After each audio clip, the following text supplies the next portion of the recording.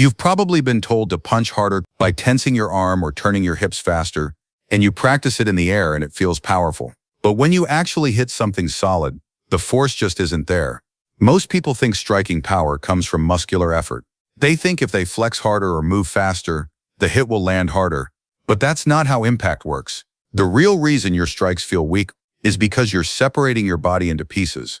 Your arm moves, then your hip moves, then your shoulder catches up.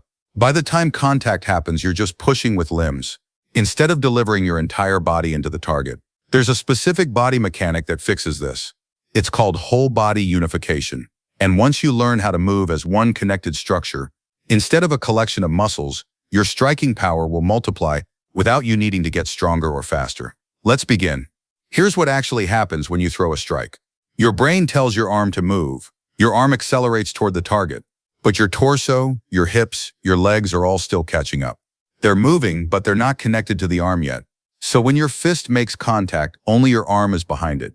The rest of your body is just there for balance. That's why the hit feels light. That's why you can punch the air and feel fast. But hit a bag and feel like you're doing nothing. The solution isn't more speed, it's timing.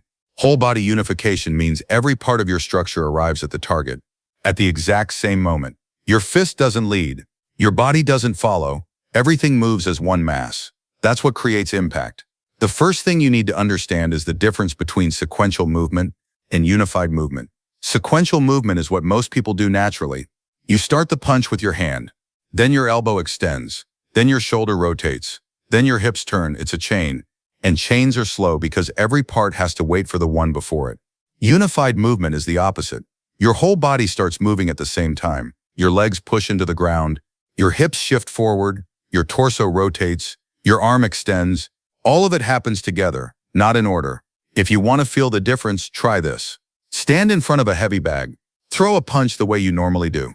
Notice how your hand gets there first, and your body kind of drifts in after. Now reset. This time, before you punch, squeeze your entire body tight for 1 second. Abs, legs, back, chest, everything. Then release that tension and let your whole body fall forward into the punch as one block. Don't think about your arm. Just let your structure move. You'll feel the difference immediately. The bag moves differently. That's unification. The second thing is learning to initiate movement from your center, not your limbs. Your center is your hips and your core. That's where your mass is. That's where your power lives. If your punch starts from your fist, you're only using your arm. If it starts from your center, you're using your entire body weight. Here's how you train that. Stand in your fighting stance. Put one hand on your stomach. Now push your hips forward slightly, like you're trying to bump something with your belt buckle. As your hips move, let that movement travel up through your torso and into your shoulder. Your arm should be the last thing that moves, and it should feel like it's being pushed by your body, not pulling itself forward. Do this slowly at first. Hip moves, torso follows, shoulder follows, arm extends. Once you can feel that connection, speed it up until all four things happen. In the same instant, that's when the power shows up. The third thing is ground connection. You can unify your body perfectly, but if you're not rooted into the floor, you're still just pushing air. Every strike you throw should feel like you're trying to push the floor away from you, not like you're reaching for the target. When your legs push down, the ground pushes back. That force travels up through your body and into your fist. If your legs are loose or you're leaning forward onto your toes, that chain breaks. You lose the ground and you lose the power. Try this drill. Get into your stance, throw a punch, but as you do, actively press your back foot into the ground, like you're trying to shove the floor backward.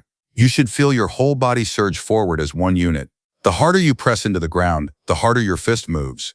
That pressure is what connects your legs to your punch. Most people think power comes from the arm. It doesn't. It comes from the floor. The last thing is understanding that power isn't about tension. It's about structure. If you tense your arm before you punch, you're locking the joints. Locked joints can't transfer force. They absorb it. Your body needs to be firm, not tight. Firm means your muscles are engaged just enough to hold your structure together, but loose enough that force can travel through you without getting stuck. Think of it like a whip. A whip is flexible, but when it cracks, the energy moves through the whole length and snaps at the end. Your body works the same way. If you're too loose, the energy dissipates.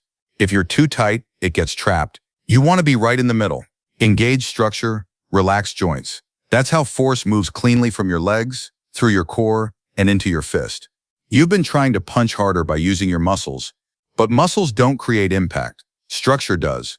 When you move as one unified mass, when you initiate from your center, when you root into the ground, when you stay firm but not tense, your body becomes a single tool instead of a collection of parts. That's when your strikes start landing with real force. And the more you practice moving this way, the more automatic it becomes. You stop thinking about power, you just move, and the power is already there. That's what whole body unification gives you.